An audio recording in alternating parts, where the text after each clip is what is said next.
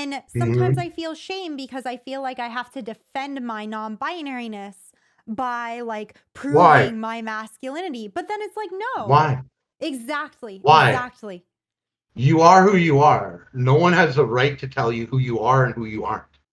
Only you do.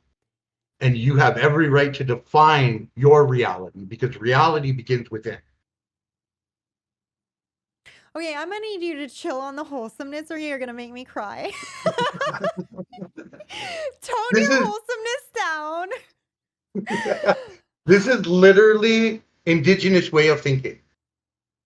And there are some variances for different tribes have some different variances, but there are a fundamental truth in that fact and facet. Reality begins within. So you are the master of your reality, not anyone else. And anyone that tries to force another reality on you is doing a form of colonization.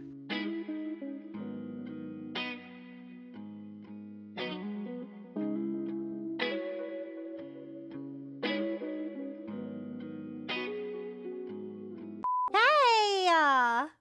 Hello. Hi! Thank you for being patient and waiting for me while I took a quick break. Glad to have you here. No problem. I mean, I'm late. So, I heard that you had a late stream last night. yeah, usually my Friday nights are Indigenous movie nights. What did you watch last I night? keep hearing about these political parties, but there's never any cake. Dreamkeeper and the last dog soldier. Ooh. What do you have like a if you could recommend one indigenous movie to get people like started, um do you have like one recommendation you would give? I would have to say Dreamkeeper. Dreamkeeper. Okay, Yeah. thank you. I might have to check that out. Um It's a movie basically that tells you a bunch of different stories that are like history stories from like different nations. Sounds like something we might have to do a Discord night for. That's So yeah, Thank you. no But I problem. I heard that you were up late, so I knew you might be a little bit off on time, and I would prefer you get your sleep. You didn't have to pop in so quickly. I know you just woke up, so no stress. Well, no, I'm late, so I have to. Well, thank you for being here. I really appreciate it. So I guess I kind of want to start with just a little bit of background. You're from, well, first off, what time zone are you in? Are you in Eastern time? Actually, right now I'm in Mountain Time. Oh, okay. I was trying to like, you're from the Sioux tribe, right? Yes. And that's in like, is that like the northern Midwest kind of area typically? Typically, but not necessarily so. Like we have everything from like Wyoming, Montana, North and South Dakota, Manitoba, Saskatchewan, and also in Alberta. Gotcha, gotcha. All right. Yeah, I'm trying to familiarize myself a little bit. I was wondering, like, I haven't got to hear your background. And I assume that, like, obviously everyone's experiences are different, but what is your connection to the Sioux tribe? Did you grow up around other Sioux people? Um, What's that look like? well, my mom Sue, my dad's actually a west from the west from one of the West Coast tribes.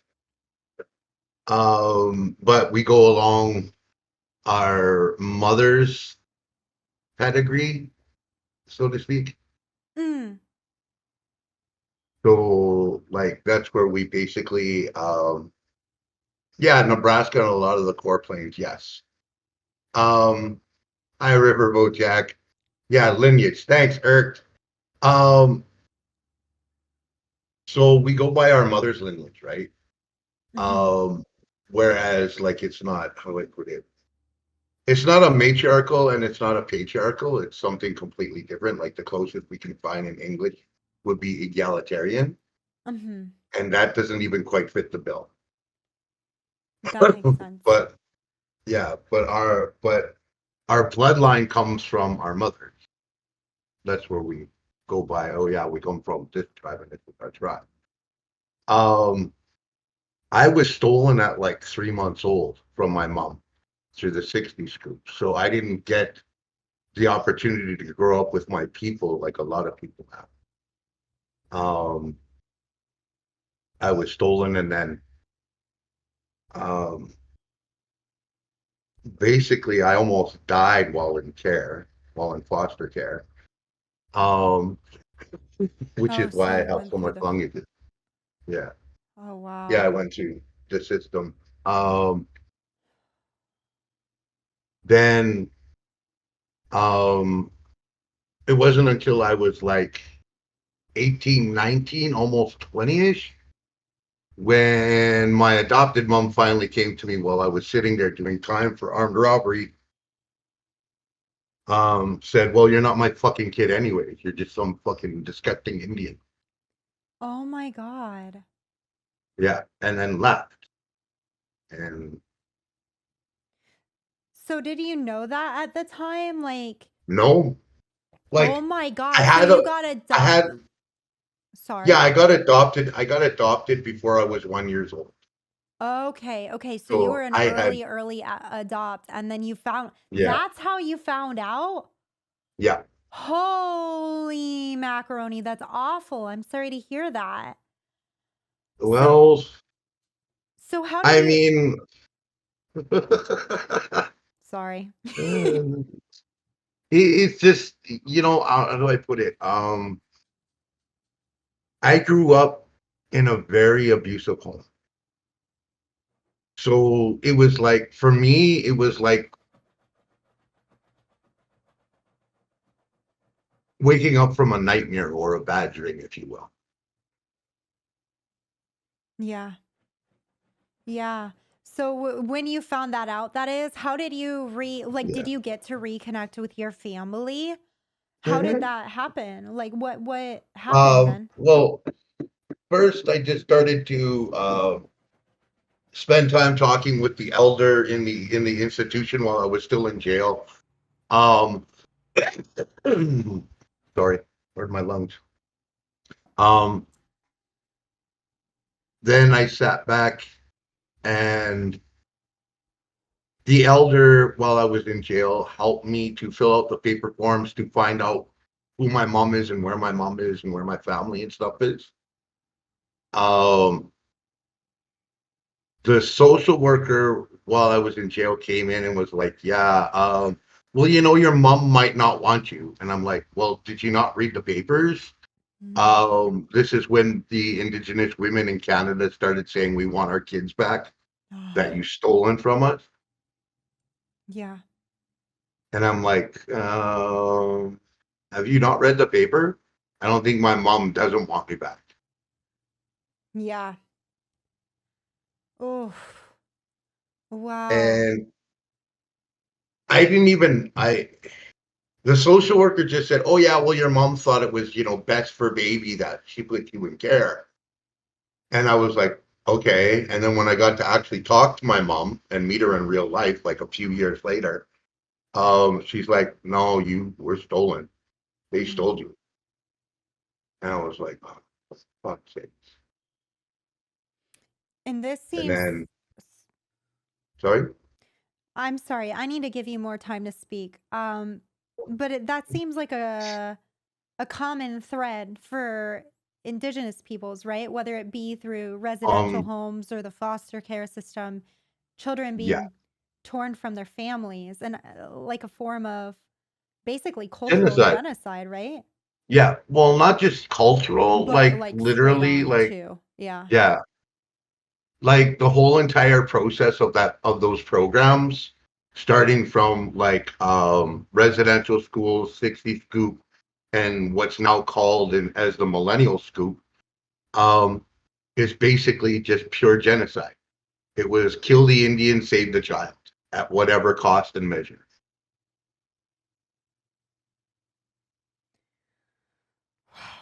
Okay. I am so sorry to hear that. And thank you for like being here and talking to us. I appreciate that. Oh, no problem. Oh, though. So you already kind of started touching on it. I know that, being pulled away from your family so early, stolen away, that's obviously going to impact like how you grow up. But did you get to like reconnect with your do I say tribe? Yes, you Okay. can say tribe. Okay, I'm just You can making say sure. tribe or nation. It's Nation works as literally, well. yeah, Okay, thank yeah. you. And if I say anything goofy, just be like, Lumi, you're saying something goofy. But, because you know how I am, I'm a little goofy sometimes. But, It's all good. It's all good. so you got to reconnect with your mother, and did you get to reconnect with your nation and your tribe as well? Yeah, yeah, yeah. So when I got released from prison, when I was like 19, almost 20, um, after like while I was in there, I was like going to like sharing circles, learning how to make drums and rattles, going to the prison powwow. At that time, they didn't allow us to have our sweat lodge ceremonies in prison, very much so. And it was very guarded in the times that it was. So a sweat lodge ceremony is basically like, okay, so men are different from women. Women, like, men have 4 cycles, women have 7. So like one of them would be like, your monthly, the other one would be like giving birth and stuff like that that men can't do. Mm-hmm. We don't have that. Many would say gifts, some would say whatever, right? Like, you know what I Mm-hmm. mean? It all depends on the flip of the coin for the person, Mm-hmm. right? Yeah. Um, so what happens is that so men have to seek outside things to purify themselves, to cleanse themselves. Whereas women is they have their moon time to clean themselves, to cleanse themselves Ah. in many different indigenous cultures. And yeah, two spirits do have more of a complex part of this, but yeah, they were often chose to lead ceremonies and stuff. That's a whole other topic Mm-hmm. um, than what we're supposed to be talking about today. Um, so with that, there would be like, okay, women used to have like just their moon lodges where they would go and, they would go through their cleansing monthly time and, they'd have like women from like wee little to elderly, right? Mm-hmm. And they would learn all the different things, plus at the same time, um, would also be using that time because they're going to, their monthly to cleanse themselves, right? For their Mm-hmm. cleansing time. That's Um, really cool. Because I know yeah. that's something I know there's been a lot of shame around like menstrual cycles for like Hmm. people like, me, I feel like, and I feel like that's really cool. And that, is it like I guess my version, is it almost like self care, but with community? Like this is the Yes. time you're cleansing and you're like in community together. Hmm. Oh, I And you're surrounded from women from like babies all the way up to elder. It's woman time. Mhm. So like you have like all that wisdom and knowledge and teaching from the elders and like all the way down the line. And everyone like, same thing when you first start getting your monthlies, there's a huge ceremony that the women do for you to bring you into womanhood, because they consider you to be a woman after you started your time, right? Yeah. Um, yeah, and two-spirited can go into those ceremonies. Men do not. Mm. Um, So I'm sorry. Do you mind? Two spirit sure. people. I know that two spirit people. That's from my understanding, and correct me if I'm wrong on this, but two spirit is like a Mhm. term that's obviously like an English term for a wide variety of different gender variances, different gender understandings of different nations or tribes. But Mhm. two spirit could be like a more feminine man or a more masculine woman and different things as well, right? So would like Yeah. okay. So So two-spirited would be like, it could be anything from like LGBTQ plus mhm. to a child was born dead and then was given a second chance to live. Mm. Um, So it's it all can also, yeah, it sounds like almost like a for some groups maybe a spiritual thing as yes, well. yeah, yes. And so it's how do I put it? It's not just like, okay, so we look at like the medicine wheel. The medicine wheel gives us four aspects of ourselves in our sacred center: our mental, our emotional, our physical, and our spiritual. So two-spirited would be in amongst any of that, and can be, or multiple, if that makes sense. I think I'm following. I think I'm following. Okay, thank you. So two spirit people can go to these as well. And then for men, were you saying like what were they sweat ceremonies? Sweat lodges. Sweat Sweat lodges, lodges. excuse me. Yeah. They wouldn't let you do those in prison? You had a powwow, prison powwow? Yeah, they let you have like a Christmas powwow. Oh. And it was like, at the time it was very tedious, because there's like a whack load of um security issues and whatnot, right? Mhm. If any inmate went to the powwow and caused any problems and caused it to be canceled, they were put into protective custody right away, because the rest of the inmates would be all over them like white on rice. Yeah. Well, I It mean, was you no, you fucked it you up for just us don't. all. Yeah.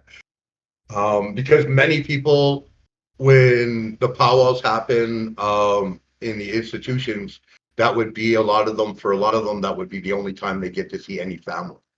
Oh, yeah. Oh, no, no, no, no, no. I have a question. Um, I knew about powwows when I was in Indiana. I had a friend that would go. What exactly is a powwow? Well, basically, it depends on where you're from. Like the prairie natives, it originated from what my elders have told me, originated from the human zoos, where they would have to like, they would be forced to go to these museums, human museums, basically, like they did with the black people, Mm. our African relatives as well. Um, and it would be like a petting zoo or a show-off zoo for Europeans. And they would like, oh, you have to, look at this wild savage Indian. Oh, look at him. And our people would have to dress up like that. That's also part of a lot of where medical science came from, because they would like be measuring our skulls and trying to figure out how much pain we can handle and so forth, right? Oh no, this is where a lot of your like racist science is gonna come from, isn't Hmm. it? Yes, a Oh lot of it boy. comes from that. Um, then from that, it moved into like the Wild Bill Cody show, where the only people, like there was a select few people every year that would be allowed to go to the steal Cody to make any money. And it would all be determined upon um, the Indian official that the U.S. or Canadian government assigned to each reservation if you got permission, because in those days you couldn't leave the reservation without permission, not even to Hmm. go hunt or anything. It was literally a prison camp. And for many of our people, it still is a prisoner of war camp.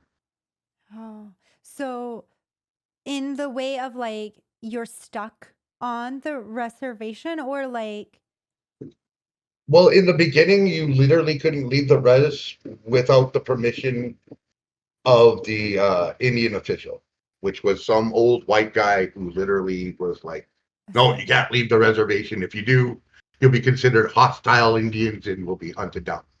mm, And that's even to try and feed your family. So the point of the factor of that was to force Indigenous people around North America um, to become reliant on the United States government for everything from food, housing, all of it. And the lay down your allotments, independence. Yeah. yeah. And a lot of it each year would get smaller and smaller. And then when we would do well and start to like, gain wealth or do really well with like herds and like cattle and stuff like that, horses and whatnot, and start to get anywhere ahead in our own independence and not have to rely upon the US government or Canadian government. Um, I'm up in Canada, but my people are both from what would be known so-called Canada and United States area. Um, so what would happen is that they would find another law to shut it down and make us sell our crops or like basically almost give them away. So we didn't have any wealth and we were stuck constantly relying upon the US or Canadian government. Mm. And Um, sorry, go ahead. no, please. So you're here, you're my guest. Speak over me. Like, just speak over me. This So is I explicit permission. You can stop and let me go if you want, but if you have something to say, speak the fuck over me. no, I'm not. I don't want to be rude either. I want to be a good guest. You're fantastic. I'm glad you're here, and I really appreciate you bringing just like your knowledge and your experiences.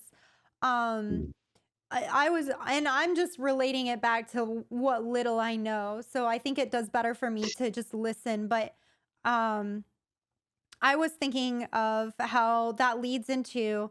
I know there's a big association with casinos because isn't in I don't know if Ah, this is in yes. Canada as well. I'm sorry, did you say you were from Canada or the United States? Yeah, I live in Canada. Okay, Um, okay. I don't know if this extends but over casinos, yeah, like I don't know if this the extends over casinos. Sorry, go ahead. extends over to Canada, but the casinos and then also the association with just alcohol because I feel like these substances are often um like I think it's an easy way to blame it on the people who are marginalized or the people who are struggling or suffering that you get Mhm. them kind of hooked on a substance that's used to cope or something. I'm just Oh, loosely. it was first it was they wanted the fur pelts um of different animals that they could make um a profit off over in Europe. And then Okay. it went into like different metals like gold and stuff like that they could make a profit off of over in Europe. Um and usually what it would be is there would be the trader like Hudson's Bay or depending where you are, whichever company that was the trading company that worked hand in hand with both either Canada or United States government, um, would sit back and be like, "Oh, here, let's give you a shot of fire water. Yeah, yeah, yeah, you'll like this. Yeah, yeah, yeah. Trade me, like your height and weight in pelts, and here you Oh. go." You can have fire water.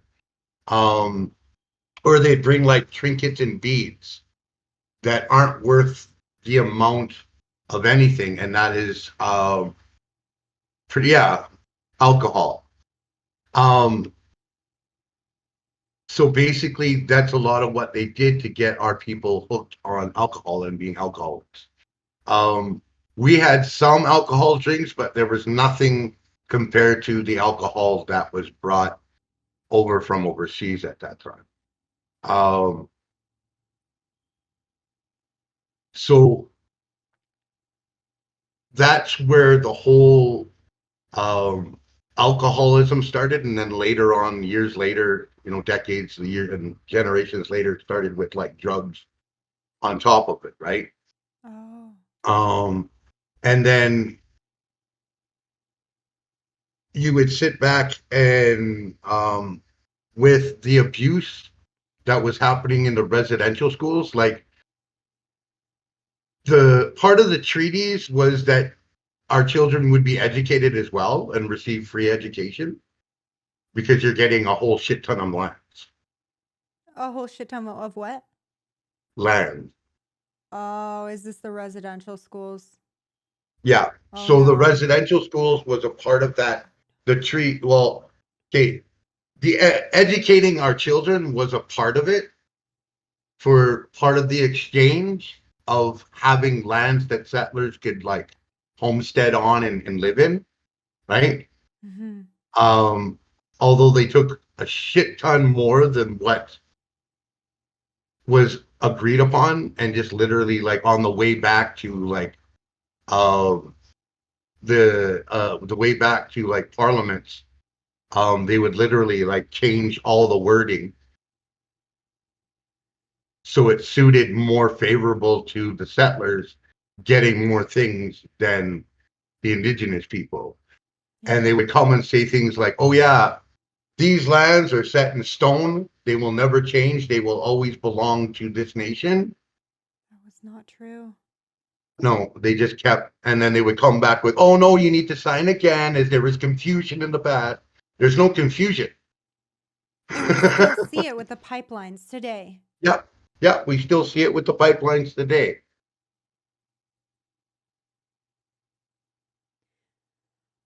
Okay. All right. Um, geez. So you found out right before you were going into prison that you were adopted. You got No, connected. I found out while I was in prison. Okay, yeah, thank you. So you Mhm. found out while you were in prison, you started getting involved with the prison powwows. And then like And the sharing circles that we have, which is basically a circle where we sit around and we talk about different things that are bothering us or going on with in our life. does everyone participate in that? Um, for many different indigenous people, especially while you're in prison, yeah, any chance to get out of your jail, out of your cell is more than welcomed. Oh Um, yeah, but prisons are gendered, aren't they? Like yeah. if you're not in prison, would that be a thing that is hmm sectioned off based on Yeah. gender or people together? No, it would be people together. Wait, you just Like talk you they get do. together You and have, talk about your problems together? yeah, What the as a fuck? community. That's poggers. That's awesome. And in the free world, so to speak, um, there are sharing circles, and there are some that are like women only, some that are men only, and then there's some that just anyone can go to. Wow. And basically, we talk about different things, like if we're having issues or problems, um, or we can share our stories of hope.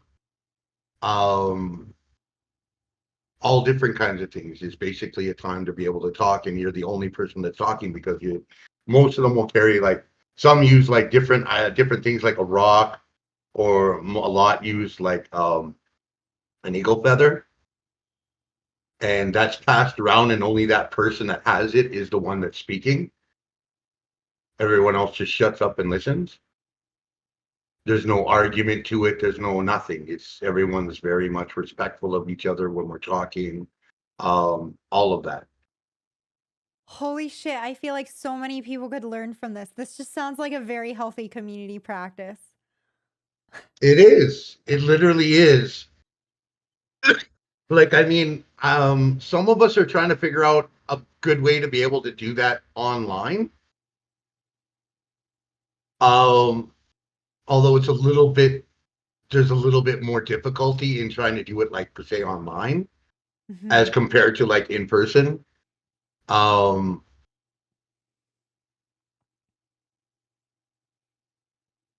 Yeah, that's really cool. I imagine it is a little more difficult because you don't have that physical thing that you're passing, and it's a little yeah, different online for sure. yeah, There's just a yeah. lot of little different barriers. I hate that. I think video helps, but it's hard for me, as you can tell, like in just voice call. I struggle because I can't see your face. I can't tell if you're contemplating. I can't. So I could I'm definitely. sorry. No, no, no, no, no, no. Please don't be sorry. Thank you for being here. Um, but that's really cool. So, when you're in prison, you got to do those things, and then when you got out, did you get to connect more?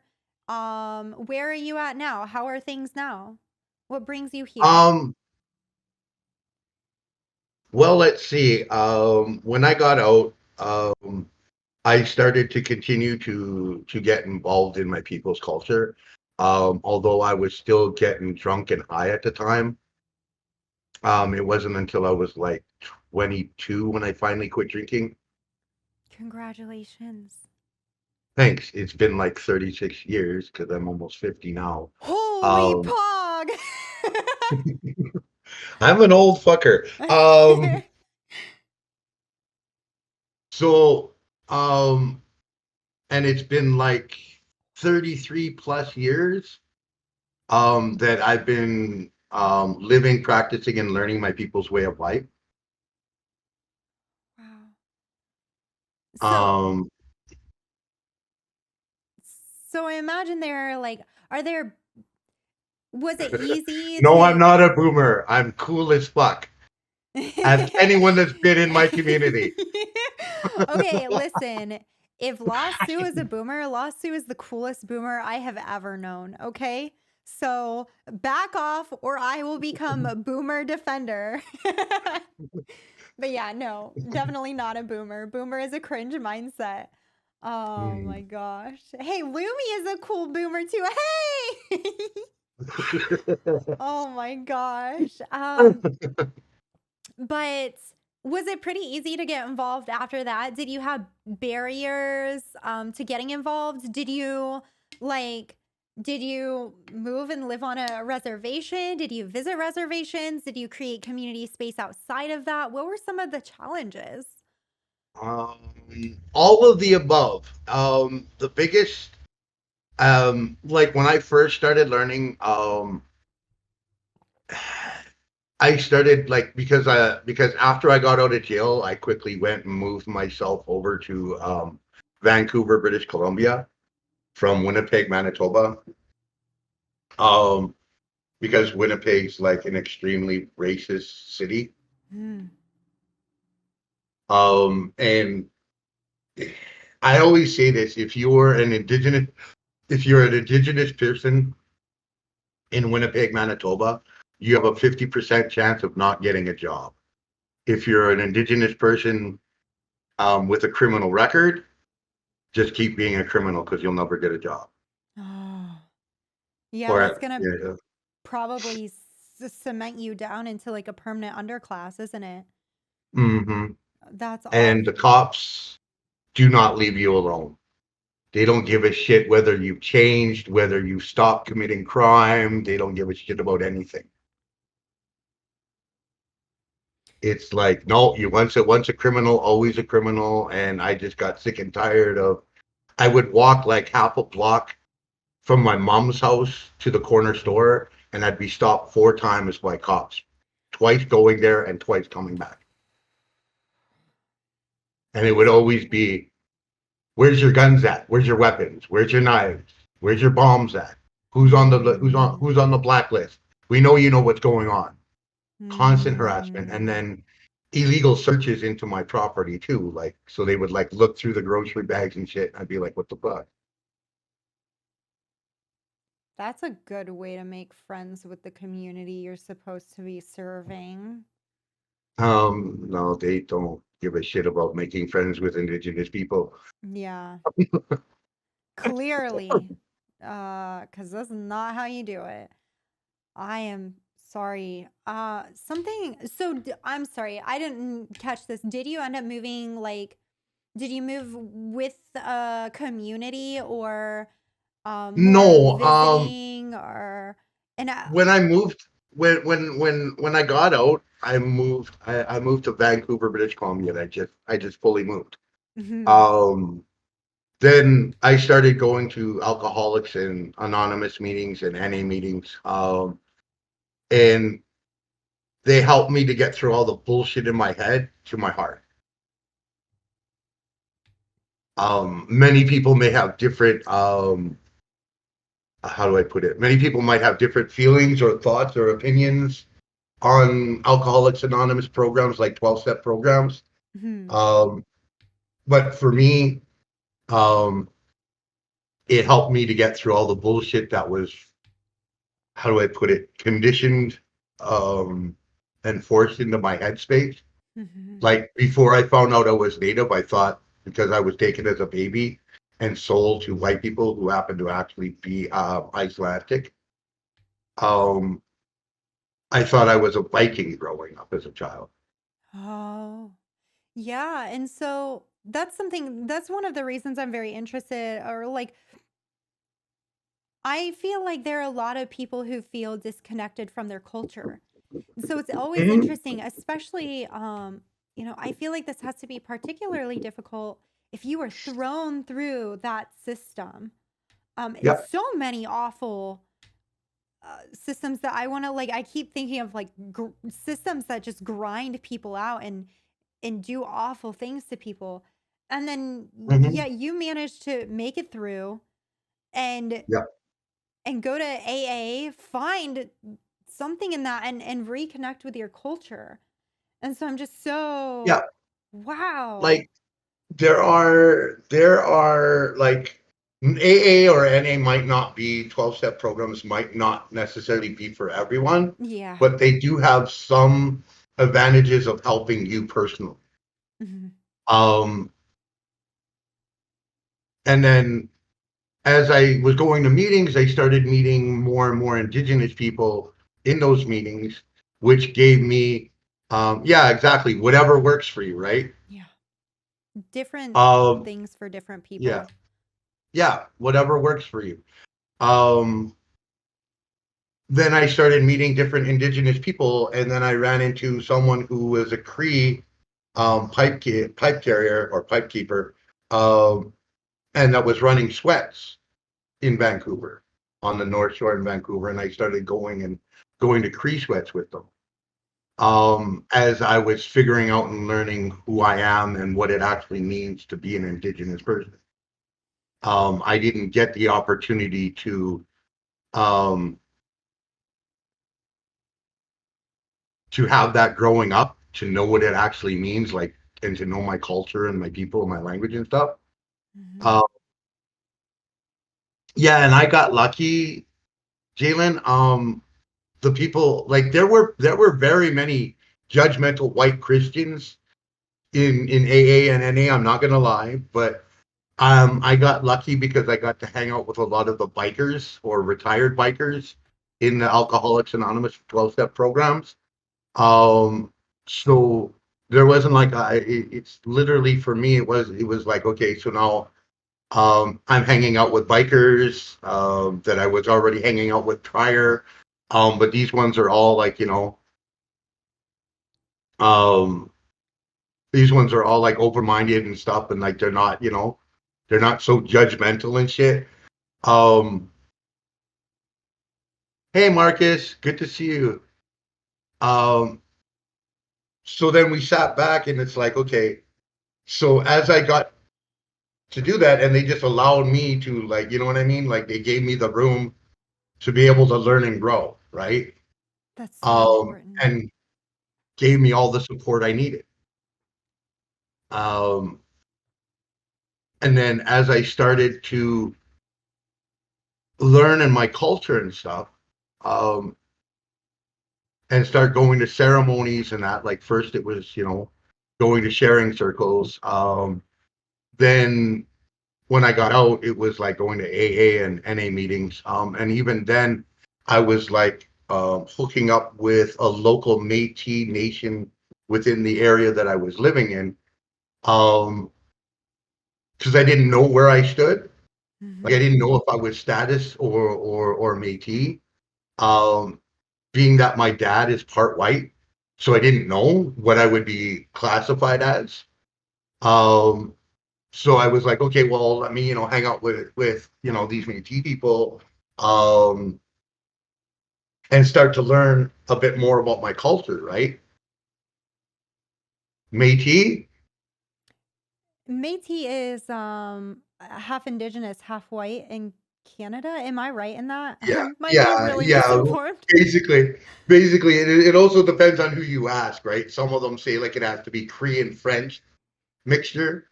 Hmm. It's a distinct peoples that is a nation that grew out of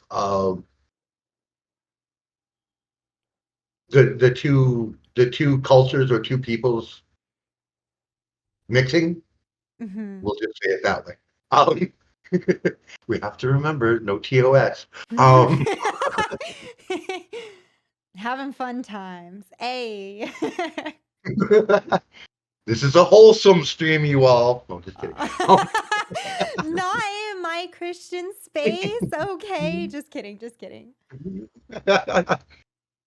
So We're chill here. yeah. Um, Uh, so there's like the French Cree mix, then there's like other different tribes, and with like Scottish and Irish as well.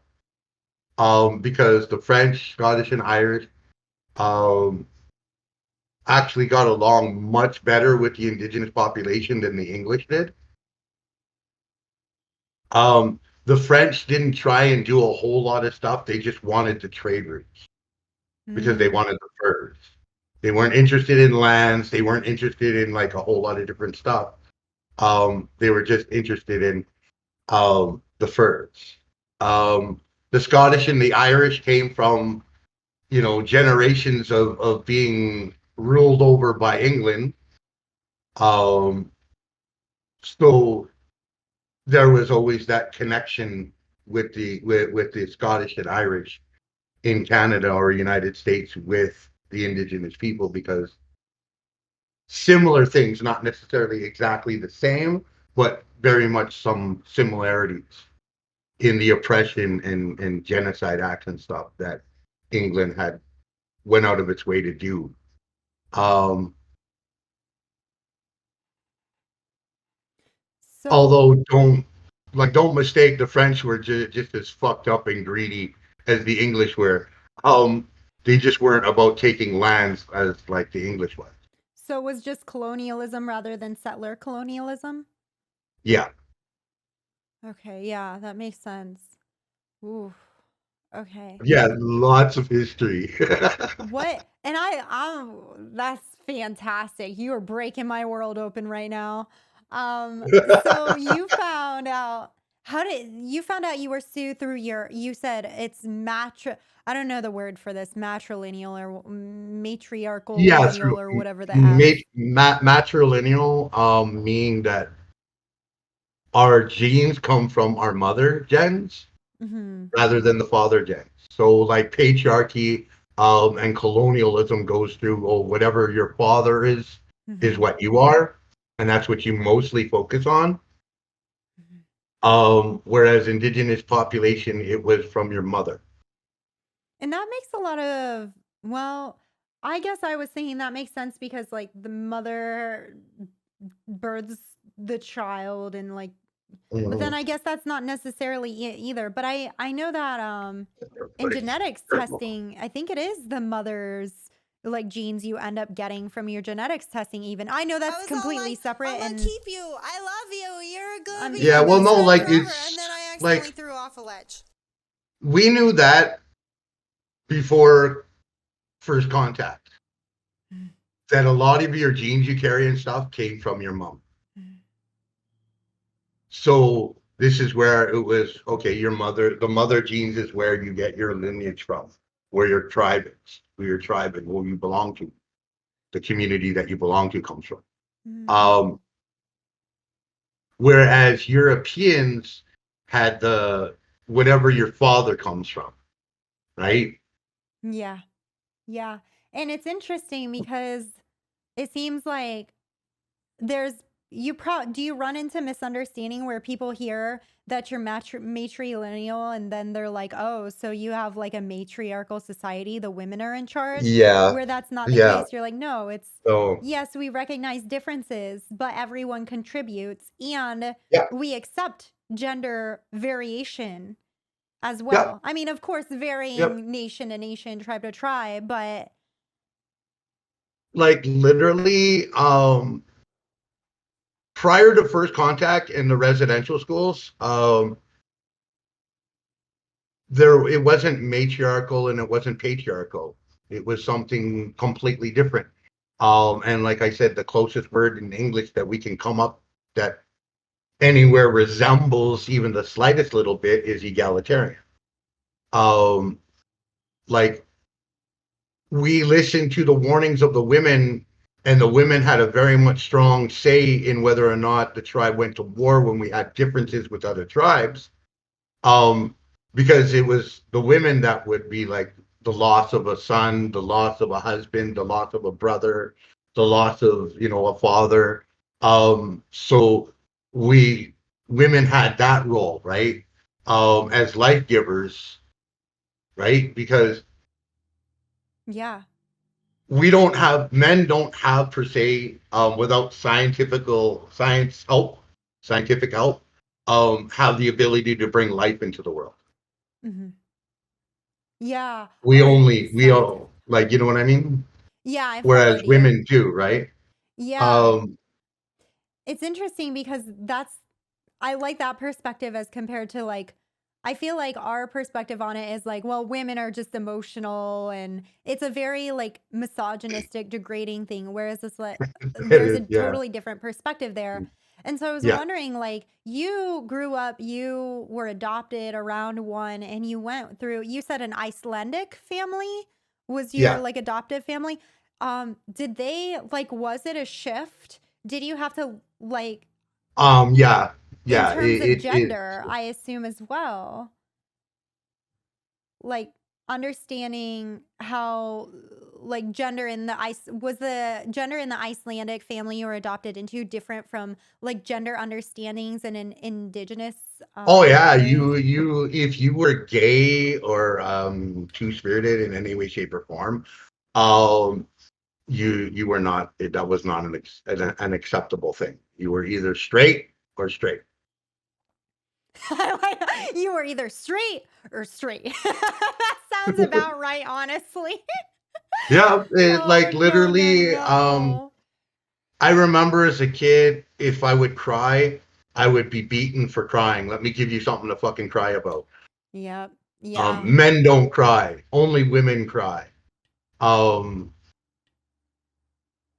So lots of different things. what are some of the like differences that you know, like you noticed the crying was different? And to me, like it's shocking to hear about the sharing circles where everyone's like Mhm. talking about their struggles. What are some of those shifts? Did you have to unlearn things in terms of gender when you went like to connect When, with your culture? yeah, to learn a lot of different things. Um, One of them was like, you can't talk about any of your emotions or anything. Everything has to be kept up, bottled inside. Don't say a fucking word. Which led to a lot of violence when I was a kid, Mm, and violent behavior. yeah. And then um, it left me also questioning my sexuality for a long time. Because like, how do I put this? So I grew up being raped, beaten, and tortured um, at a very young age. Like my adopted sister started raping me when I was like 7, 8 years old. I started getting beaten and tortured, like stripped from all my clothing and tossed into a closet and locked in the closet for hours every day from the age of 4. Um, all because I was the dirty savage Indian. I am so sorry to hear that. And I could see how that has, like, first off, I'm sure from my understanding in those sorts of situations, masculinity and how your masculinity is treated in that moment is also a Mm, part of that abuse. Was that the case? yeah, And that had a yeah, definitely left impacts on you of a lot of unlearning and healing to do. yeah, and I'm still working on it. Oh, I Um, imagine. That's a this lot. stuff just doesn't go away. It's not like a miracle cure. It's a Mhm. lifetime process of healing. That makes sense. And so how did that Um, impact your sexuality? I'm sorry, you were going to get into that, I think.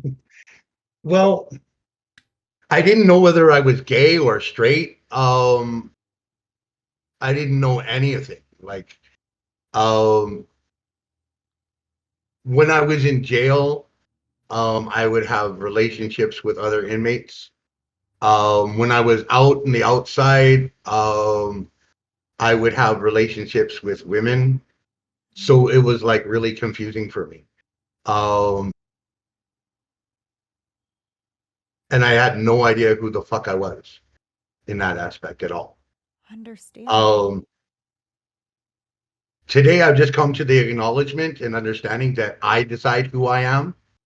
No one else has the right to decide and make decisions about who I am, what box I do or do not check in myself into, which is why I say like Sioux for pronouns, because no one tells me my sexuality.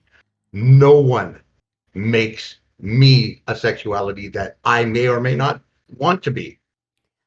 I am so glad you brought that up because I'm going to be honest. When I asked you your pronouns, what pronouns Mm-hmm. you would like me to put in the interview, the first time I interviewed you, um, Mm-hmm.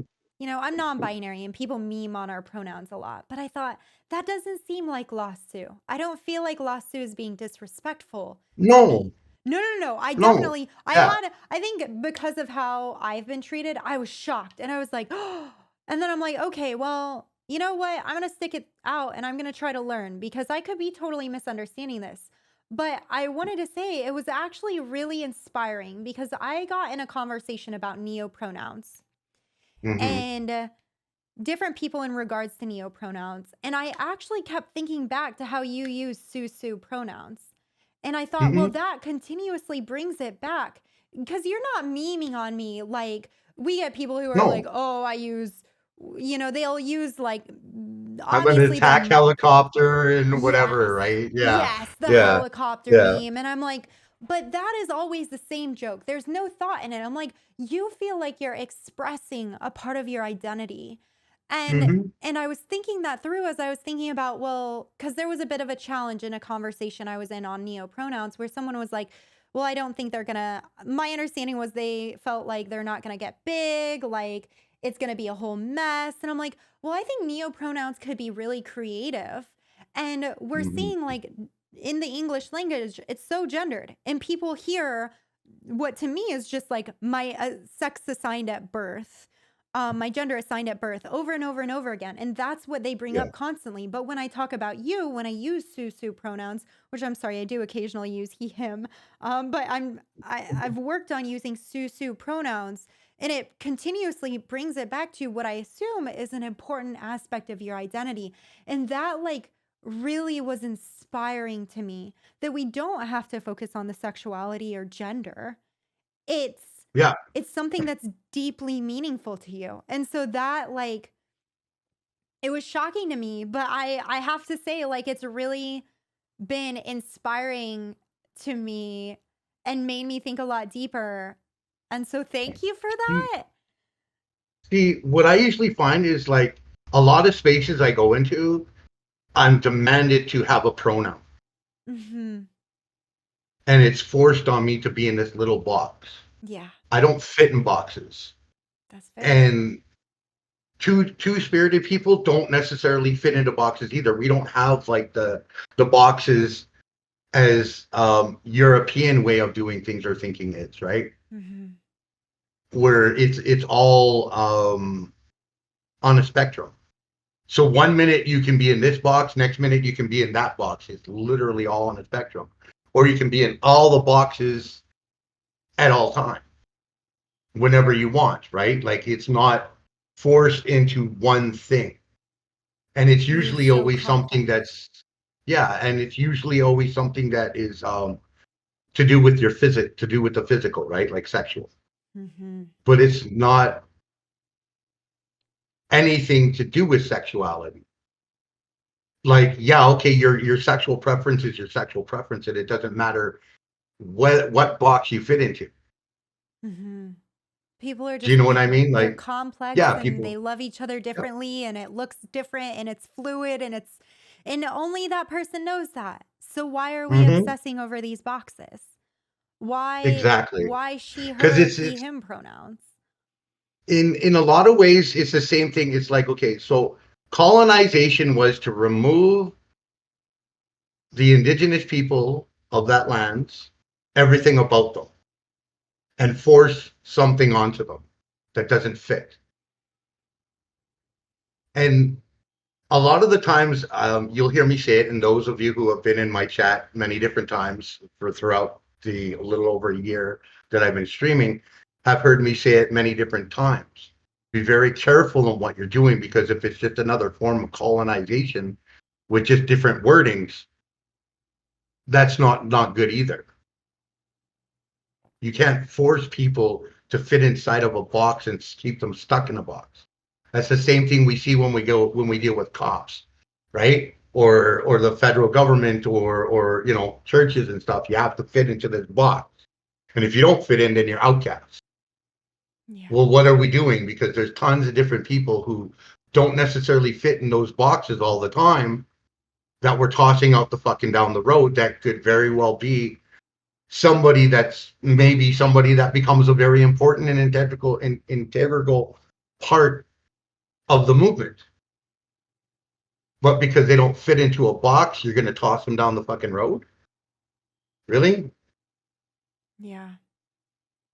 It's the normal Yeah, box. sports at that. Yeah. Yeah. I Right? think Like, it fits race, sexuality, gender, mhm. but even I feel like this could definitely connect with neurodiverse people too. And the way it's all of Right. this, like, here's your normal boxes, and anyone outside of Yeah. the normal box is a freak. Something's wrong Yep. with them. And it's like you are Yep. missing the beauty in humanity. And like, Yep. I think it gets fear mongered around, like, well, this person's sick or they're dangerous, they're a criminal. And like Yeah. sometimes people are sick, like physically sick, or an extension of that, have some mental illness. But it's like we respond to that in that way you're talking about, like tossing people out. And it's like you could be missing something beautiful. Yep. I think, yeah. No, I'm And following you. this is where it's like, okay, so even people that have like mental illnesses, um, have worth and value Oh, within the yes. community. Oh, yes. Well, I just see it as like we wouldn't discard someone because they've got a broken arm. Like, pull your shit Right? together. Like Right? sometimes your brain, it's a little sick, and that's okay. But we Hmm. stigmatize that so intensely, and it's like, no. When someone is sick, what do we do? When someone is injured, what do? We take care of them, or we would benefit from doing so, and they would benefit from doing so. Why do we have to be awful? Hmm. But we are Yeah. just so discarding. Yeah. That's a good And point this from is, Jalen. yeah. And like these,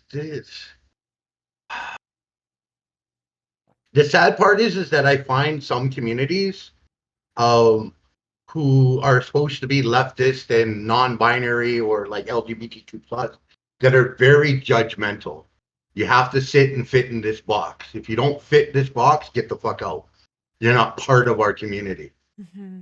And it's like, why are you forcing people to fit into a box? Isn't that the same thing with colonization that we've been fighting against?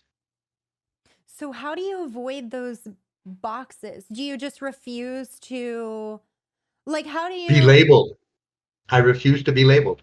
That's fair. That's fair. I refuse, like, my pronoun, Sioux. Hmm. I'm not, don't label me. If you're gonna label me, then label me my tribe. I respect that. I think I relate to that in my like they them pronouns is has been hugely liberatory for me because when someone tries to Mhm. put me in a box, I go, no, stop. So that makes sense. When you've been working on decolonization, like your own personal decolonization for a long while, what are some things you've Mm. learned um like if someone else were trying to undergo that own personal like decolonization, what would you recommend to them? What would be your tips? First things first, you have to get honest with yourself and you have to humble yourself and be open and willing to learn. Mhm. Because everything that you've learned up to that point is garbage and Mm. it's toxic and not good for you. So when you're decolonizing your mindset and stuff, and healing, you literally have to humble yourself because most people will come in and they'll act like they're a fucking bookworm genius. Look at me and my mind-boggling fucking uber geniusness. Bow down to my greatness. Um, Ego. no. Yeah. You have to remove your ego. You Yeah. have to humble yourself. Some people And so desperately just want to be right that they can't see what's right in front of them. mhm. I feel you on that. And like you'll see it from time to time, right? You'll see it from time to time. You'll run into people that literally will try and act like it's they're the ultimate brain genius. Um, or and even in the left, you'll see them like go, oh well, you have to read Marx, you have to read Engels, you have to read this that in order to be a leftist. And you're going, well, wait a minute, how does a book tell me what I've already experienced and going through Mm. in my life? Mm. That's for somebody who doesn't know what it's all about to Mm. get a better understanding of what is going on compared to somebody who's lived it I and got you. knows full well what their oppression is and stuff, right? Do you think there is so I agree with you in that I feel like you cannot be claiming, "Oh, you have to read this or you have to read that." Mm. It's goofy. Do you find Yeah. value in some of that? Like some level of value in some theory? Yes, I do. I Okay. think Yeah. I think that some theories are great as an opener, but Mm, that's like I a feel you. that's starter text to us indigenous people, And yeah, where there's such all a of it came from. yeah, it's almost like you can't myopically focus on something and hold that as the bar. There's so much out there to learn. And I think Yeah. people they want to be sure in themselves. They want to be the hero of the story. They want to be the person that knows what's going on. But the reality is we're all here on equal footing. Does that kind of Yeah. encapsulate what you're getting? Yeah. Yeah. Yeah. We're all here on equal footing. No one's better than, no one's less than. We're all the same. We're Mhm. all human beings. When we cut ourselves, we all bleed red. Mhm. There is Absolutely. literally no difference. Mhm. We may have different shades of color of skin. We may have different hair color, different eye colors, but that doesn't mean shit. That's just the outer shell of our body. We don't get to pick and choose that. Yeah. But we do get to pick and choose how we are as human beings, if that makes sense. I think it makes sense. I'm following you. Um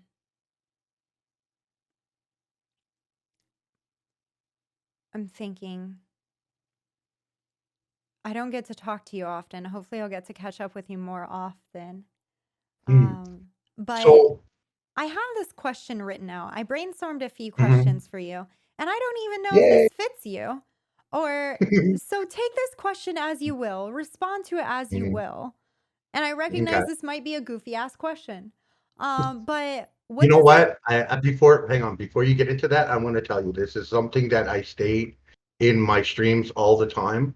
There is no such thing as a dumb question. The only dumb question is the one that's not asked. That's fair. I've heard there's no such thing as a dumb question. I like that follow up. The only like question like that is one you didn't ask. Uh Hmm.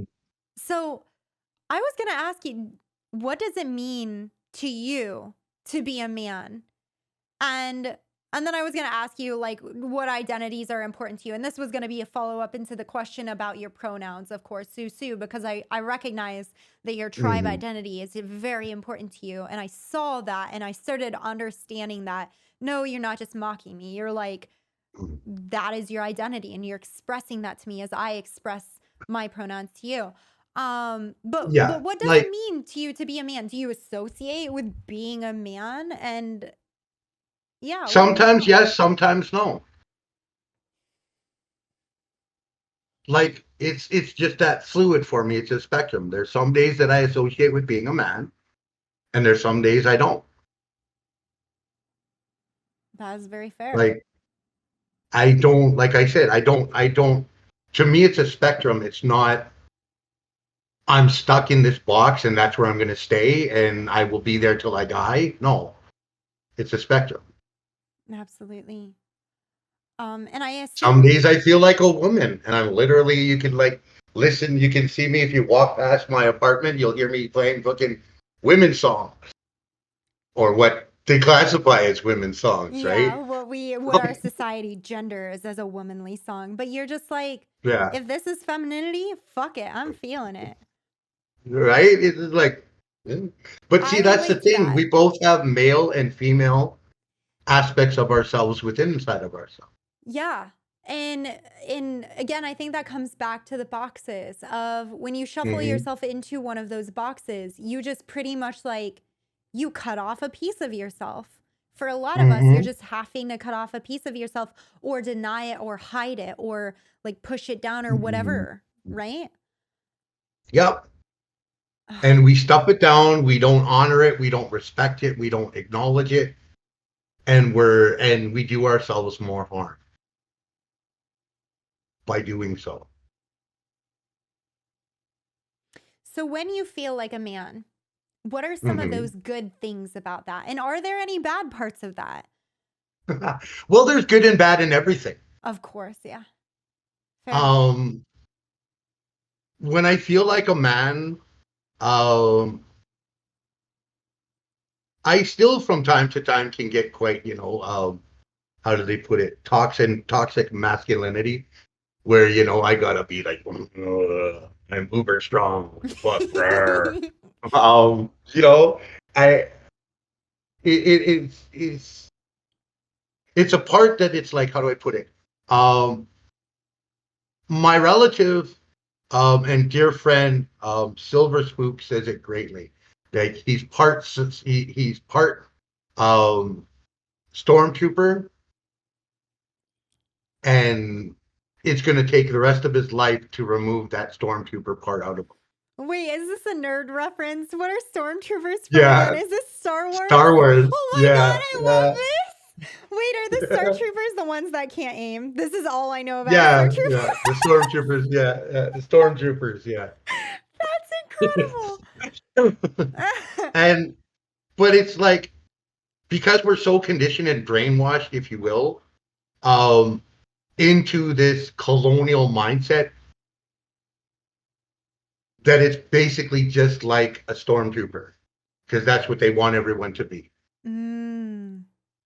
You have no identity outside of what they give you, and you have to stay in that box. There's no freedom to move around.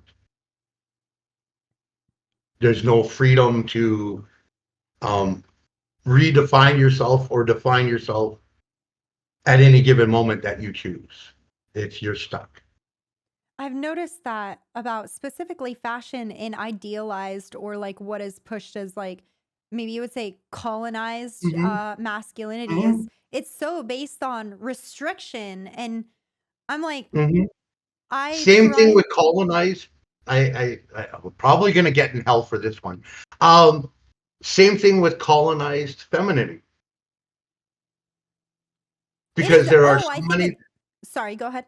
Yeah, because like what I find is like I find a lot of feminists still see themselves through the lens of a man, and trying to equal up to that, when in no way, shape, or form are women equal to a man at all So in basically, that they're aspect. assimilating into, would you say they're assimilating into toxic masculinity and trying to be a man in the way that men are to prove Yeah, that they yeah. too? No, I see that entirely. I'm there with you. I do think that there's a type of femininity that also tries to continue to play that role. Like I've tried playing the feminine role before because I thought that's what I had to do.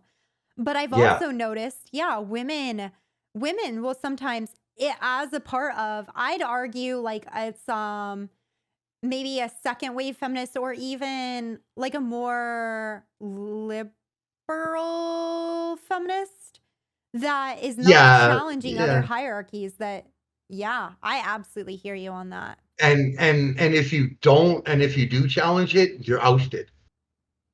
Mhm. Immediately you're ousted. The moment that you challenge it, you're ousted. You're done. Yeah. They will go out of their way to like literally um attack you in any way, shape, or form. You lose respect. Yeah. Misogyny is going to be upon you, whether you're a man, a woman, a non binary person. Mhm. You've showed you're an individual. You've got a level of what would probably be deemed femininity, and it's just misogyny. Oh, And ooh, yeah. so when we're looking at these things, it's like, okay, so women are women in their own right. They don't have to try and equal up to a man at Hmm. all. There's no reason for it. You're a woman. Just be you. There's so many, a plethora of beautiful things that come with being a woman. Enjoy that. Learn to live it and love with it, and accept yourself for who you are. This has been If such. you're, sorry, what? No, please finish. So, like, if you're a man, then learn to be and love yourself as a man, if that's what you choose to be, right? Hmm. If you're LGBTQ plus or transgendered, like, be who you are. Learn to love yourself. Stop trying to measure up to somebody else's idea of a measurement. Measure up in your own self and be comfortable in your own skin. I hear you 100%. I think there I got antsy because I feel like I'm totally where you are. Um Mm, and I think understanding how I know two spirit identities are so ranged from nation mm, to nation, but it seems like just talking to you, like I really relate to what you're saying when you talk about how there's masculinity and femininity in everyone. And I think that some people, sure, maybe they just have straight up femininity or straight up masculinity. I'm non binary. I don't relate to that at all. And sometimes mm. I feel shame because I feel like I have to defend my non binariness by like Why? proving my masculinity. But then it's like, no, Why? exactly, Why? exactly. You are who you are. No one has the right to tell you who you are and who you aren't. Only you do. And you have every right to define your reality, because reality begins within. Okay, I'm gonna need you to chill on the wholesomeness or you're gonna make me cry. Tone This your is wholesomeness down. this is literally indigenous way of thinking. And there are some variances for different tribes have some different variances, but there are a fundamental truth in that fact and facet. Reality begins within. So you are the master of your reality, not anyone else. And anyone that tries to force another reality on you is doing a form of colonization. And we need to fight that rather than give in. And Mm. I understand like there are going to be places where you might suffer a lot of loss because of that. And I You wouldn't, might, you, yeah. Sorry, I mean, if you lose someone over it, then were they really your friend or anything to begin with? nah, I said bye to my mom. Bye, mom. Right? Like, Not, you know what it's I not mean? worth Like, if it. they're not willing to stand by who you are and who you decide and choose to be, then are they your friends? No, they're not. Your friend will stand by you no matter what and accept you for who and what you are, Hmm. whatever you decide. Yeah. Like indigenous childhood rearing was literally parents and the community watching the child and allowing the child the freedom to grow to be whoever they chose to be. And that was between them and, well, we say creator. Some people may say God. Um, because we believe children are gifts to us. They're Hmm. not, we don't own them. They're gifts given to us to look after and try to raise as best as possible and help them along their path in whatever creator put them on earth to do and to become. Okay, so I would never wish this upon you, but I need you to go talk to my mom. She's got some real stuff to learn. Right? Oh my Um, gosh. Oh my goodness. Okay, okay. Sue, how long have I been keeping you? I have no issues with time. Okay. Okay, just making sure. In chat, Yeah. make sure to get your questions in. Um, The only thing I may from time to time ask for a moment to get up to get some more drinks for myself. that is entirely that's go for it. Do your thing. Um, I think actually I do want to get into questions from our chat. Yes, I saw a sure. few people enter questions into the chat queue. So chat, if you have questions, please get them in. I'm gonna start pulling them up. So this is from 13 minutes ago. Daclus, I might be mispronouncing their name. They said, "Do you have any advice for a city NDN, I assume Indian, who wants to Uh, connect with their tribe? I'm Lakota, but states away from the plains." okay, so many different cities have what they call Indian friendship centers or Native friendship centers um, that you can go to and like start working on reconnecting that way, or have what they consider to be like um,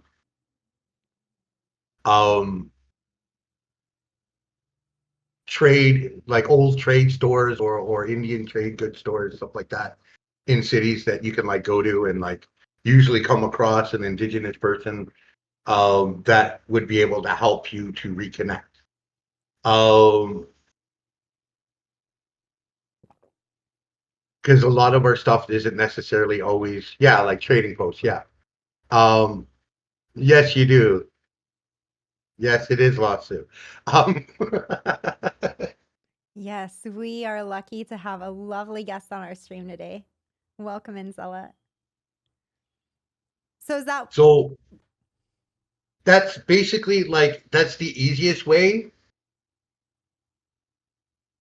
Hmm. Um, just go in there as like you want to reconnect. You don't like not like you're trying to get like land in your own house and you know what I mean? Like you don't want to do that because there's far too many people that abuse that. Hmm. There's like a whole thing like with sorry to phrase it this way, but white women marrying native men, popping out a couple of kids and then kicking the native man out of the home and off the land, and then still staying there and having free land and free home. It Hmm. was like this popular thing to do, and then running in talking all kinds of shit in council meetings because or community meetings because they have kids that are native, so therefore they have the right to enforce whiteness and white ideology on the reservation. I'm sorry to hear Um, that. yeah, so it's like, yeah, that's a thing. We do have some toxic femininity. That is a thing. We got and some white supremacy in here. Even if you're a yeah, lady, you can do that shit. and then as well as there's people that come that are like, oh, I'm like 1/16th Cherokee.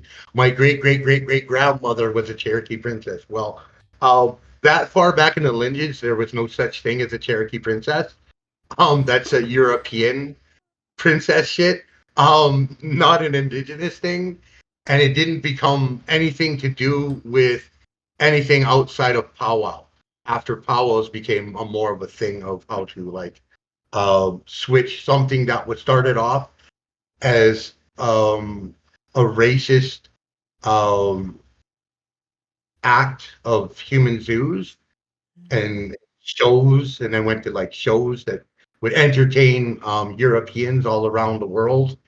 Um, then to indigenous people taking that back and starting powwow and using it for the option to be able to reconnect with people, um, and reconnect with community and our way of life. So powwows are just like indigenous people reclaimed it. They took it and Mhm. spun it for themselves. Am I understanding Yeah, that? yeah. Like some of my cousins that are like in their 70s now remember when their dad used to dress them up in powwow outfits and take them to some of the white tourist places and have them dancing in order to make money and get the tourists to give money in order for them to be able to buy supplies that they needed. I'm so glad that got reclaimed and taken back Hmm. and turned into something good and wholesome and good.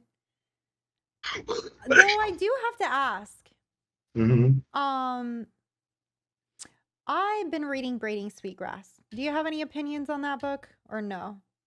I don't think I've read that one. Okay, I've been reading. I had a friend recommend it to me, and I've been reading it. And Hmm. I read this section. I forget what the nation was. I know they talk about. Might not do well on the Wet'suwet'en? Wet'suwet'en. I think and then yeah, I think Wet'suwet'en might be talked about. I'm not sure if this is the Wet'suwet'en though.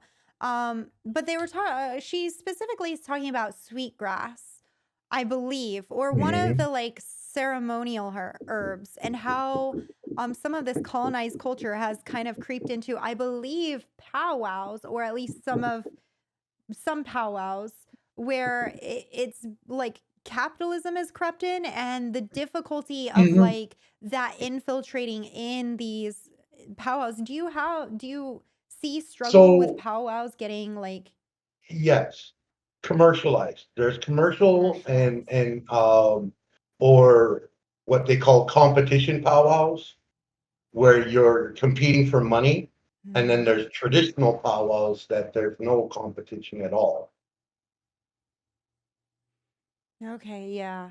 Yeah, Jay Jader mentioning there's a bit on commodification of sweetgrass braids and how that influenced the Yeah. powwow and the powwow culture and the um still working on my like understanding and but basically the person Oh who yeah, runs the ritual um with braiding with the sweetgrass braid like there's been like white sage has been used for many different like European stores. and the pagans. Braids of Success, yeah.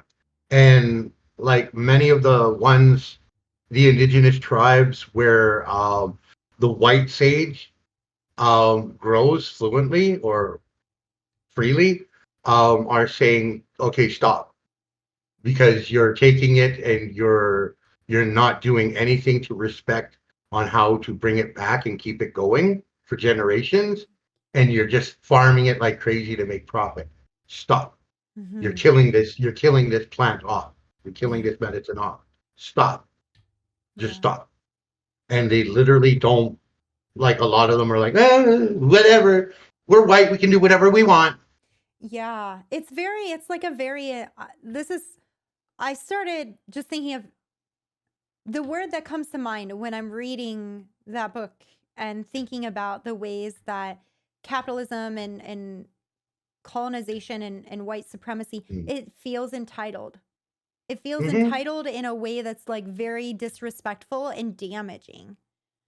I one time was playing. I was trying to teach a lot of my community about the medicine wheel. So one time I played this video from that was about the medicine wheel from a white lady because I figured, well, I have a big portion of my community that is white, so Mhm. maybe they can understand and like relate, and it might be easier for them to be able to relate and to understand and to learn from, right? Um, as I started playing it, I started hearing them talking about other things that they were throwing in from around the world into it. And I'm like going, no, no, Mm. no, no, what the fuck? So I stopped the video and I'm like, okay, who the fuck is this person and where the fuck did they get their teaching from? Mm. And in their whole entire list of their fucking analog or credentials, so to speak, nothing was mentioned about indigenous tribes. It was all about blowing themselves up as the ultimate authority. Yeah. And I'm like, even we indigenous people honor who we learned from. Like my teacher was the late Melvin Graybear, who was a Yuipi medicine man from the Oglala-Sioux Nation.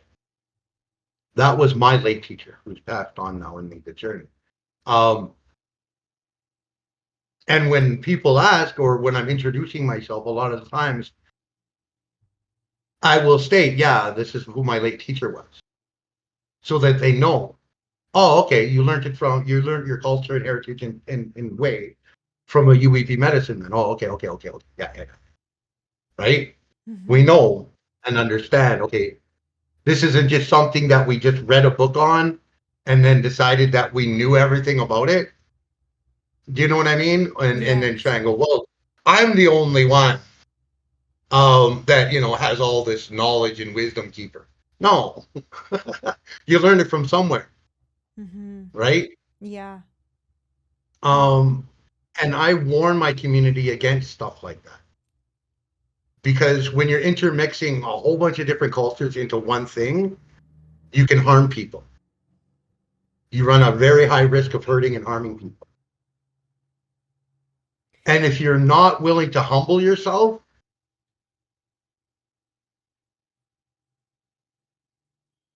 and admit, yeah, okay, I got this teachings from this person, right? Or these people, or this group of people, or these, different medicine people I got this teaching from.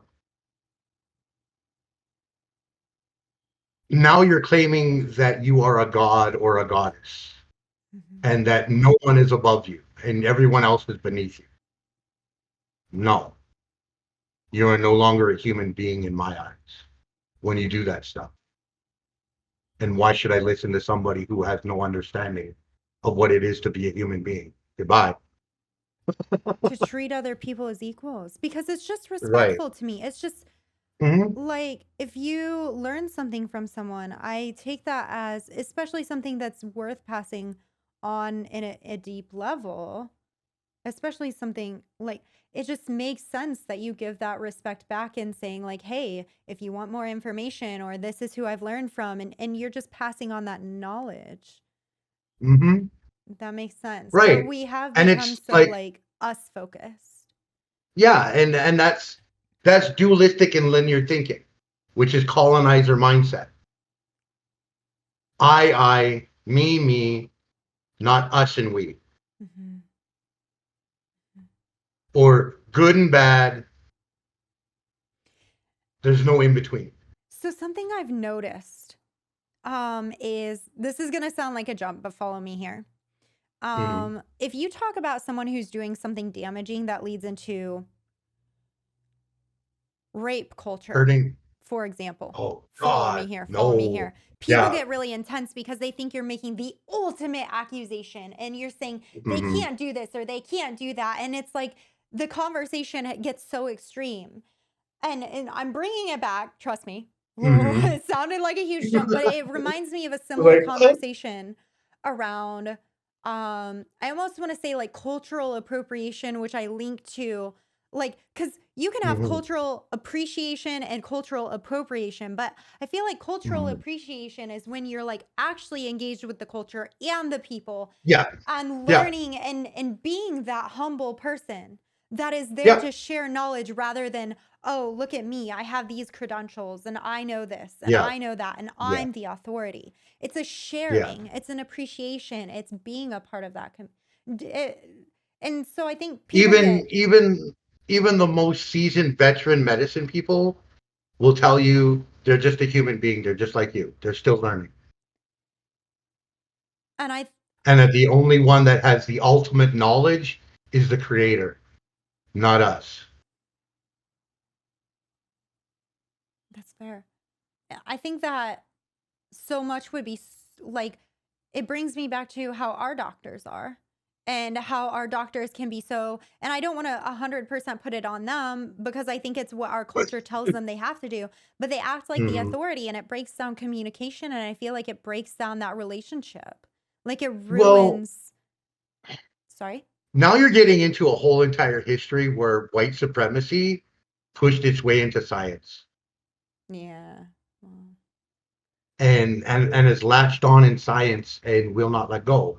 It's the same reasoning why many people believe that the cradle of life started in East Africa and couldn't start anywhere else, even though human beings came out of the primordial ooze way after the split of the continents. But there's people on this side of the continent that have no DNA markings with any other people from the other side of the continent. So how is that possible? Oh wait, we can't talk about that because it doesn't fit the white supremacy narrative. Do you know what I yeah, mean? I haven't got it, I don't know anything about that, but I hear you. A lot of like that's the point, right? Like that's like I'm always asking that question. Like when can we actually have that conversation? Right? When can we talk about these things? Because what happens in one side of the planet can very well happen on another. Mhm. It's not like, oh yeah, this is the only place on the planet or in life where anything has happened, Mhm. right? So because indigenous people and many different tribes within so-called North America um, have stories and histories of coming from the ground, just like, Mm. you know what I mean? The ones we crawl out of primordial ooze from the ground, Mm. I've only heard Turtle right? Island so So far. That's the one yeah, I'm sorry, Sky Woman. yeah. Um, there are a lot of questions and things that like we have history dating back long before even Europeans even knew that the world wasn't flat.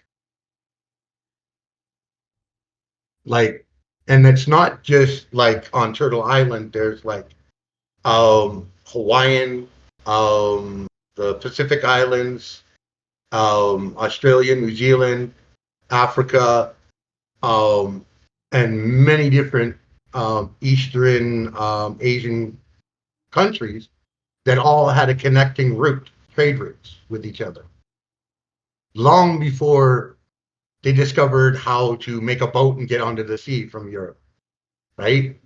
Um, I'm following you there, yeah. so the these historical factors that they've done through colonization was to try and destroy all of this wisdom and information and knowledge. Like there's only one book from the Aztecs or Mayans, I believe, that's left when there was thousands of those books. That was like all about numerology, astrology, and stuff like that. I had another one from Twisted Tensor about 32 minutes ago. Twisted said, I am white, but I am close with my aunt who is indigenous. Since coming out as Mhm. trans, she has told me a lot about two spirit people in the Navajo culture. I wouldn't use that label to describe myself, but I find a lot of comfort in the fact that my identity would have been respected in that culture, and I want to learn more. Any advice on learning about these things in a way that isn't cringy and appropriating? Very simple. Just literally go there and just learn. Don't try to, like, you know what I mean? Humble yourself and just learn. Just saying you want to learn more about your side, this side of your family, and to know who you are.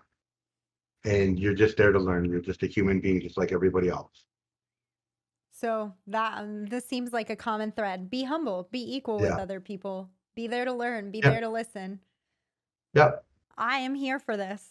Don't act like, go in and, oh, no, I know more than you. I know more than you because some white book told me so. Just learn because you're going in there and you're learning something that you may have some understanding of, but you don't know a whole lot about. So you need to learn. You need to humble yourself and remove your ego and remove the need to be the only one that knows every single fucking thing. And even if you might know something, hold back on it. Don't be that person. Don't be that person that just Yeah. Not every just moment has to be a debate. Like yeah. you can sit back and you can listen and you can take in other information and maybe you go and you look it up and you're like, I'm not sure about this. But maybe you go and Yeah. look it up and find out some cool new info that you're like, oh shit, I almost was that person.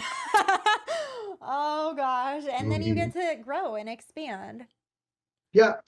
Your I, knowledge base and wisdom grows.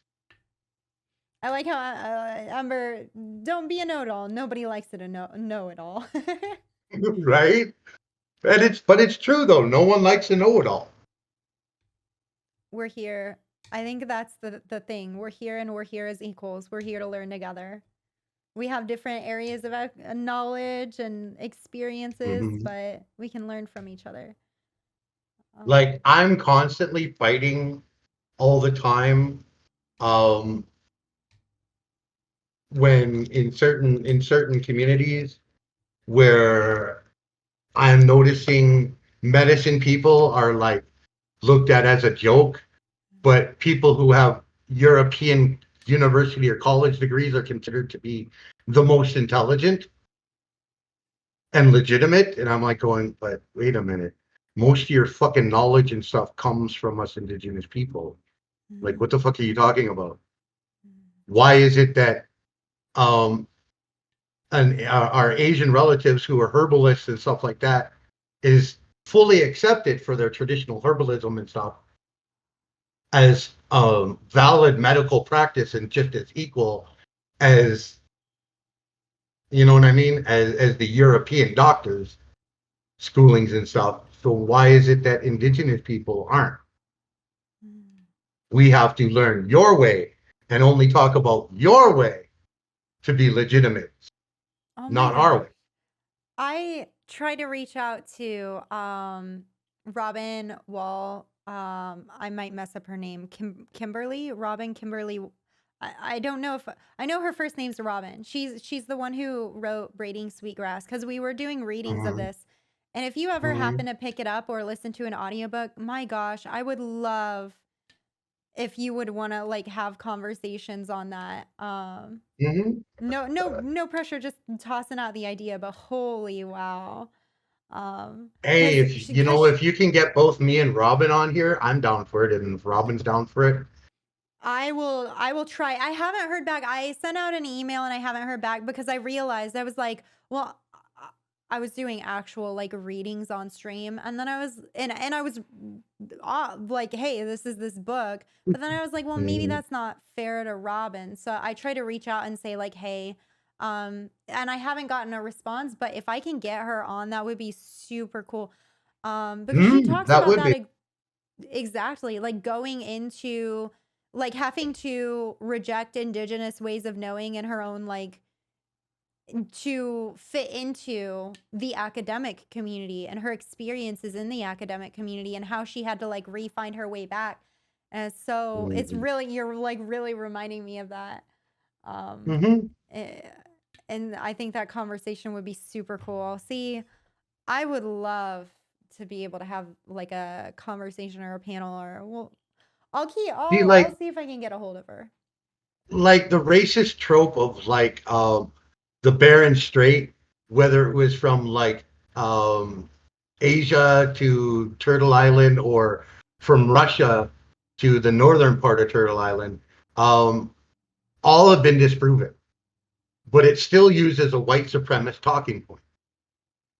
Wait, I'm not sure what you're what? Oh yeah, like the story of indigenous people came over from the Bering Strait I don't know from what that is. Asia over to here, and then there's one about like from Russia to over here to the northern part. I'm pretty sure my Inuit relatives would have something to say about that. Oh, the frozen land path, the fabled Yeah, ice bridge. the fabled ice bridge. Now, granted, there are some tribes like on both sides, east and west coast, right?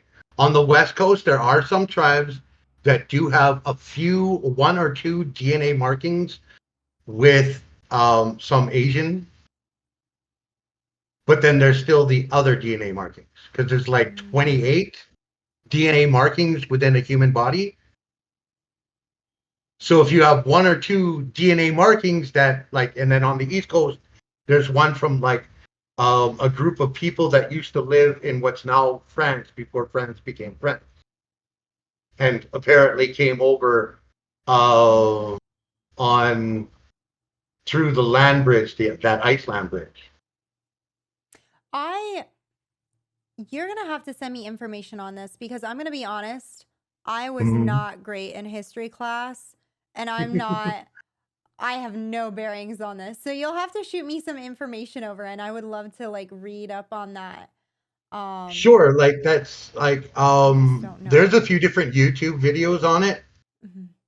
Um as well as they've also discovered a copperhead arrow attached to elk bone and then wood as an arrow that came out from the melting of the ice caps up north in northern Canada that predates that so-called traverse that they trying to claim as like this traverse that um, some Russian or some race in Russia made a traverse over to this side through that bridge.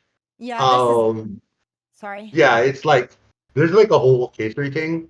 Yeah, you're gonna have to hit And me it's with usually links later and like let me catch up on this because I'm like, wait, I don't even know this Baron Strait, and I'm like, when I hear mm, straight, I'm like, I'm sorry, I'm gay. What? yeah, well, So like you'll have to catch it's me up yeah, on it. it's there's a lot of different racist tropes that they use and like talking points to try and disclaim indigenous people were here on this side of the world and Gotcha. that we just like moved over here. So we're not originally from here. We're from some other place. So therefore, we don't have a claim to this land, Oh, it's like I gotcha. I gotcha. Whereas right? like oh, okay, I see what you're saying. Well, Mhm. definitely you'll have to shoot me some links so I can Mhm. catch up with like get my Um, bearings. This is yeah. some of them, you might need a VPN thing for it. Okay. Being that some of them, like the Canadian, like history channels and stuff, talk a lot more about these things and are a lot more honest than in the States. And the States just is like, no, we don't want our people knowing this history. It's the same thing as we see with the white supremacists talking and trying to remove CRT, critical race theory, out of schools, Yeah, I I hear you.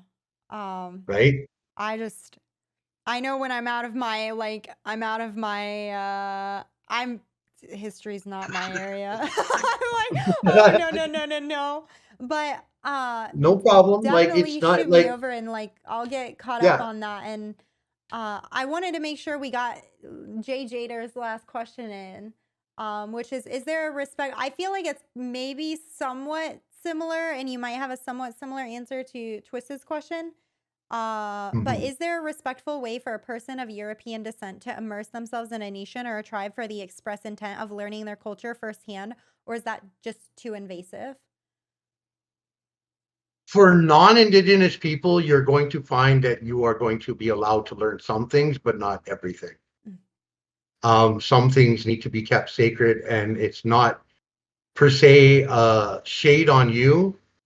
It's just that people in the past have done everything to steal our stuff and then make profit off of it and act like Just a they don't even crazy have SJW monster that wants to they don't indoctrinate your have to do children. anything to help out the people that they got the knowledge from.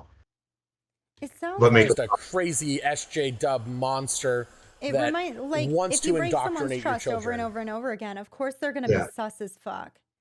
Like, Mhm. and then you just do that to generation after generation and engage in Like awful genocide. Like, of course. That only makes like sense to me. our elders used to say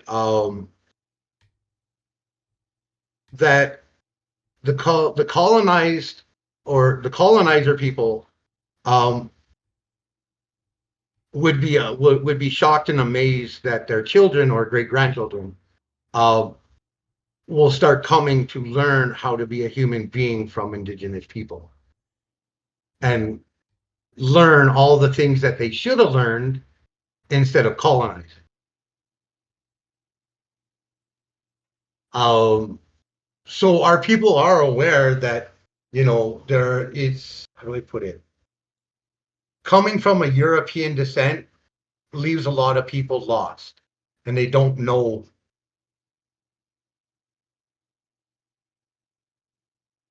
And then they don't know who themselves are, and I they're lost trying to find themselves, right? I feel that personally. So we already know that. We already know that, like, you know what I mean? It's not something that we don't know, but when you're coming to indigenous culture, always keep an open mind and always remain humble. Mm-hmm. Um, and like Jalen says, don't sit in our ceremonies or listen to our stories if you're going to twist our elders' words, appropriate and capitalize, etc. Like many different books, up until like maybe a decade, have all been rewritten to fit white ideology and reworded to fit white ideology. It makes So sense you're to not me. even getting the whole entire truth of what, you know,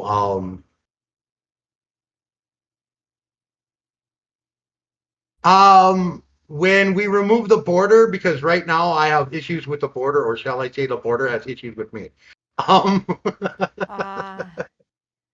So if I happen to show up in so-called Canada at some point in the future, we could catch coffee though? Is that yes, possible? yes. Pog. All right. But before then, I'm sure we'll catch up. Well, I would love to catch up more with you and Yeah. have more Um, conversations. like yeah, like I also wanted to, because we were talking about getting into like male masculinity. Mm-hmm. Um, when that's something that you have to look within and fix within. You have to find a balance within it. And if you and like our medicine wheel teaches us to find that sacred balance within, right? Um,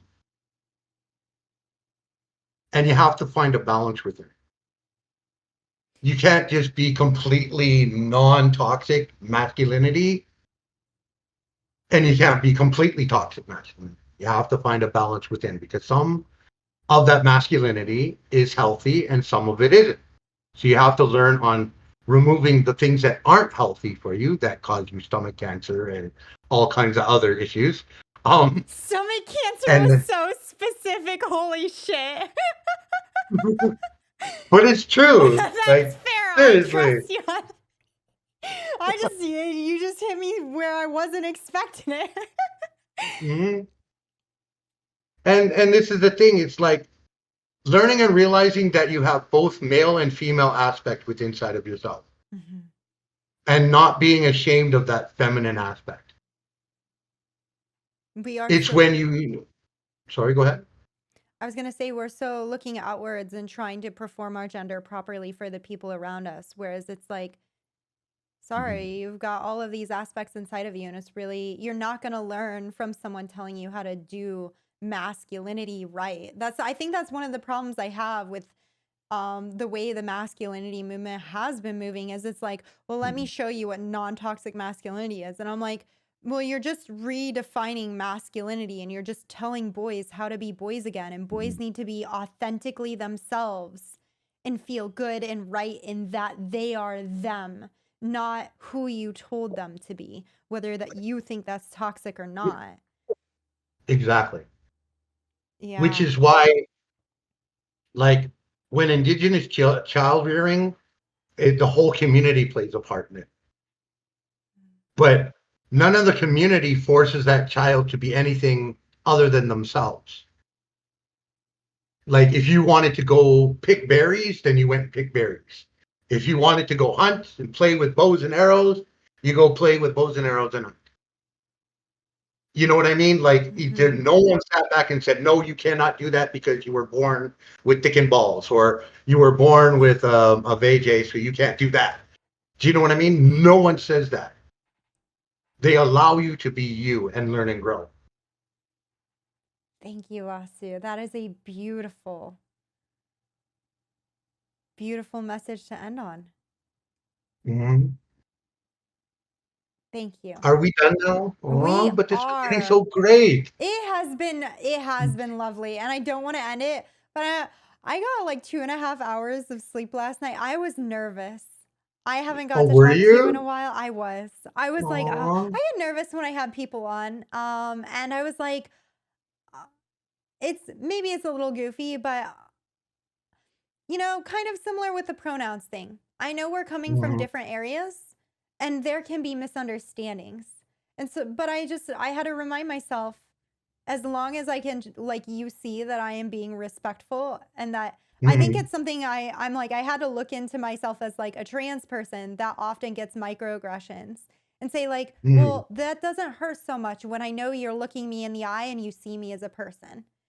And so I had Yeah, to I like kind don't of overcome that anxiety of, will I like. do I'm not something? sitting here looking at you and judging you. Oh, you're non-binary. Oh, I see you just as a human being. And whatever you choose to be is whoever you choose to be. And it is my job to respect what you choose to be because I don't have the right or authority to say otherwise. And thank you for You're a showing human up being. as yourself and bringing your messages today too, Sue. I appreciate that. It's been No problem. genuinely one of my favorite conversations I've had on Twitch. So thank you. No problem. I truly do love and enjoy when I come here and shoot the shit with you and talk about different things. Um, I think we need more people to learn these things and understand these things. Um, because right now we just live in so much of a closed society wise, and no one's talking. Yeah. No one's truly learning how to listen and communicate with each other. Well, I think you just modeled that beautifully here. So thank you. No problem. I try to do my best, and thank you for having me on. Much love, community. Thank you, Sue. I'll talk to you later. All right. Have yourself a great day and the rest of your stream. Thank you. Hey, thank you so much for watching through the video. I hope you enjoyed this interview as much as I did and learned even 10% as much as I did throughout it.